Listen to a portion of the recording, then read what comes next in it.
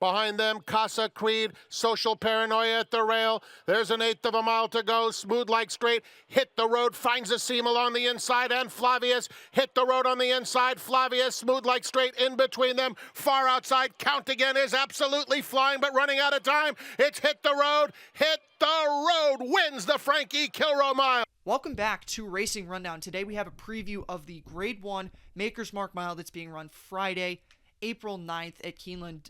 Keeneland's in full swing. They always have some fun races there, so there's going to be a lot of stuff coming from Racing Rundown this weekend, previewing stuff from Keeneland, also over at Oaklawn, so definitely be sure to check that out. But today we're going to be talking about the Maker's Mark Mile, which is a very wide open, very deep mile race at Keeneland that usually always produces some nice runs. So we're going to go in depth like we usually do, talk about every single horse and what I think their upside and downside is going into this race. And the first horse we're going to start off with is Get Smokin' for trainer Tom Bush, multiple graded stakes winner, and a horse who in his career has been overall very consistent. So I have really liked him coming into this year, really liked him going back to the Tampa Bay Stakes, and he ran a really credible race in the Hollywood Derby when he was running against horses that were, I would say, I don't want to say very much superior to him in talent, but he ran behind three of the best 3-year-olds last year, those being Domestic Spending, Gufo, and Smooth Like Straight, not in that order, but those three, all nice horses in the Hollywood Derby. So good runs from him. He did have a poor run in the Saratoga Derby, but that was because of an awful start he had. Not really something you can control. Going back to even further, some nice runs in graded stakes races and black type listed races alike. So he's a really nice horse, really consistent. The one question I have is he does get beat when he runs against better competition, and he's running against competition that I think is better than him in here. So I'm not going to use him on top, but I do think he's a horse that you should consider using underneath because he usually does run a credible race, and he's probably going to get overlooked for some of the other big names in here. Number 2 is Hit the Road, who's coming out of a win in the Grade 1 Maker's Mark Mile. This is a horse who's been very consistent overall throughout his career. He did have a couple of poor efforts, first career start, not maiden breaking effort. First career start left a lot to be desired, but not every horse can be expected to win. First out, also a disappointing run in the Cecil B. DeMille at Del Mar back in December 2019. But, those are his only bad races. He did get disqualified in the Breeders' Cup Juvenile. He ran a lot better than the chart indicates. And since coming off the layoff from 2020, he's been really good for Dan Blacker out at Santa Anita. I don't think shipping's going to be an issue for him. The thing that I am going to go against him with in here is I think the money's going to pour in on him. He's not the morning line favorite right now, but I think he will eventually go off favorite just because of that last run. Really like Smooth Like Straight, which is why I think he's a horse that is very dangerous in here, but I'm not going to pick him just because I want to try to use some horses that are going to have some more value in here. The number 3 horse is Some Like It Hot Brown, a horse who you may remember from the 2019 Kentucky Derby Trail. This is a horse who's not terrible, but at the same time, he also does have a couple of, if he runs against competition like this, he was 9th in the Fort Lauderdale. That was a race where there was a lot of speed on, and the speed didn't really carry in there, but at the same time, looking at some of his other runs against top competition, Turf Classic wasn't really his thing. I think he wants to go shorter, which is why I'm not completely tossing him out because of the Turf Classic, and he had an excuse in the Fort Lauderdale. He's definitely better going in these kind of mile races, but I just don't think he's consistent enough to trust him in here to run a big race against a lot of these kind of horses. I don't think he's bad. I would use him if there weren't as many top names in here, but I think I'm going to take a pass on him just because of that reason. The number 4 horse is Sacred Life for Chad Brown. This is a horse who has done fairly well for Chad since he came over from France back in the end of 2019. Never been off the board, I should say. He's a stakes winner, and he's got a couple of nice wins underneath him in this country and some good second-place finishes in various stakes between 2019 and 2020. So I think he's a horse that you have to consider seriously.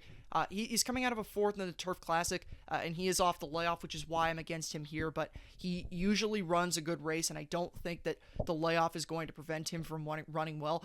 I actually prefer him to Raging Bull, which I will explain when I get to Raging Bull, but I think this is a horse that you have to use just because of his consistency. He's going to be the higher price of the 2 Chad Brown horses, so you'll get a nicer price with him than you'll get with Raging Bull. So this is a horse that I would definitely give a strong consideration to using.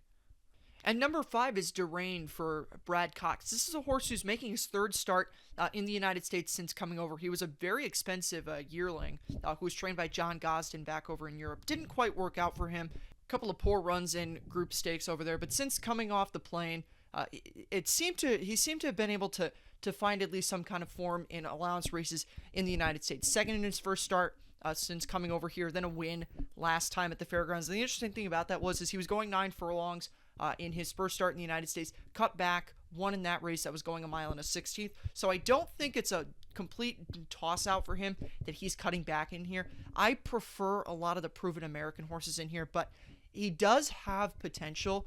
I also think he may want to go a little bit longer, but he does have potential in here, and I would not be shocked if he ran a credible race in this race.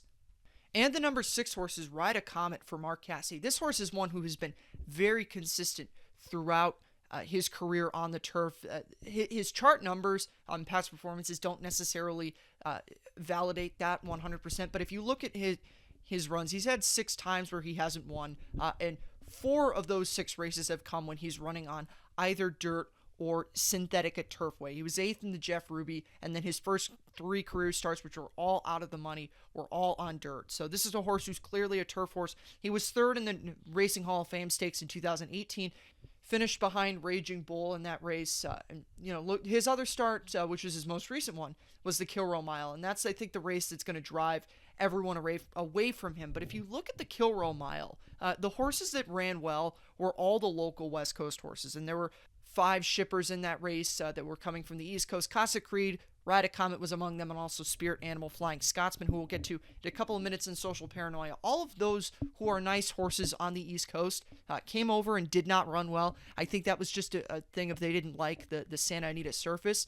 So I think everyone's liable to improve in their next start. And looking at Ride a Comet's been really good in his career already, so I'm not going to toss him out completely just because of one poor effort. He's run some good races at Woodbine, at Del Mar, and most recently at Gulfstream when he won the Tropical Turf in January of this year. So he's a good horse. I think that he's one that you should definitely consider using. Definitely not as bad as that 7th place finish in the Kilroe Mile would indicate. Now moving on to a horse that I referenced with Ride a Comet, that's Flying Scotsman. He was also a horse who ran poorly in that Frank Kilroe Mile. This horse is definitely not as consistent as Ride a Comet is. He is a stakes winner, multiple stakes winner actually.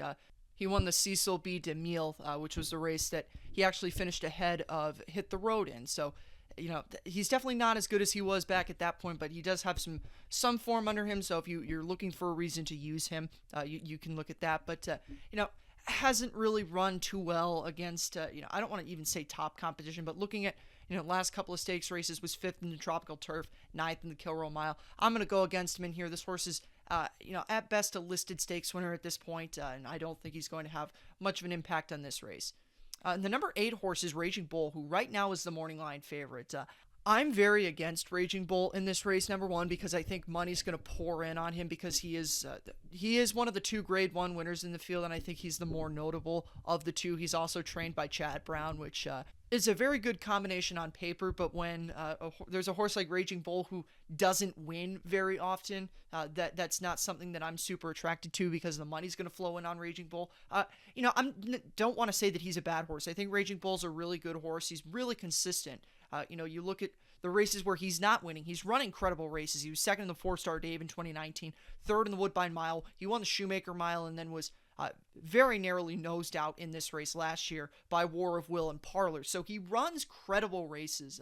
The one bad effort was the Breeders' Cup Mile. That was a bad race for everyone. I'm not really taking too much into account with that race. I'm just looking at his other efforts. He was 2nd in the Shadwell Turf Mile, so he's fine at Keeneland. It's just that this is a horse who wants to be going a little bit longer than a mile. I'm not really sure why Chad Brown is still running him at these kind of distances, but he just consistently is getting nosed out in these kind of races. It happened last year. And I don't want to use a horse that the money's going to pour in on who doesn't have a strong history of winning races. He only has 6 wins in 17 career starts, and not all of his losses are bad. I want to stipulate that. But the price is not going to be there. The wins are just not there. So I'm going to be against Raging Bull in here. And the final horse is Field Pass, the second of 2 Mike Maker horses. He's an honest, typical Mike Maker horse, but his problem is he's never run too well against top competition. You know, he was fourth in the Mathis Brothers Mile. That was a respectable effort. He was seventh in the Saratoga Derby. His wins have come in lighter competition. He won a stake at Gulfstream for 3-year-olds last year. He was the Jeff Ruby winner. He won another black type at Churchill Downs, but he was beaten by Smooth Like Straight in the War Chant. He won the Transylvania at Keeneland, so he has a win over the surface, but again, that was against lighter competition. Disappointing efforts in the Saratoga Derby and the American Turf and the Twilight Derby. So 3 races where, you know, he got beat by better horses in. Went up to Ontario, won the Ontario Derby, and then was fourth in the Mathis Brothers Mile, like I already mentioned. So it's just the thing with him that he doesn't like to win against top competition. Like I said, he's an honest horse. If this was a lighter field, I would pick him, but he's not a win candidate in a Grade 1 race. So with that being mentioned, that gets to who I'm going to ultimately pick in this race. I said a lot of nice things about Ride a Comet, and I'm going to take Ride a Comet in here. I want to go against some of the favorite horses in here, and I think he's going to improve off of that run in the Kilroe. So I'm going to take him for second. I don't want to not use Hit the Road, even though the price is probably not going to be super nice with him. I don't want to get away with not using him just because he is so consistent in his career. So I'm going to use him for second, and then for third, I'm going to include Sacred Life, Chad Brown's longer priced horse, just merely because I want to sneak in a little bit more value in the bottom of that triple. And I think because he's another Chad Brown horse, that's going to be something that he's a little bit overlooked on the odds board. So that's my top 3 for this race. If you had to ask me for a 4th horse, I'd probably throw in Get Smokin' or Raging Bull, one of those 2, but that's my top 3. So thank you for stopping by. We'll have more previews coming up later on this week with more of the races at Keeneland as well as Oaklawn. So we'll see you for that. Have a good one. There's 1:10 less than a quarter of a mile to go. Frostmore now asked to kick in as Casa Creed takes aim, and Casa Creed is up on the outside to take the lead. Ride a Comet tries to run at him. Ride a Comet and Casa Creed, these two. Ride a Comet getting up. Ride a Comet wins the Tropical Turf.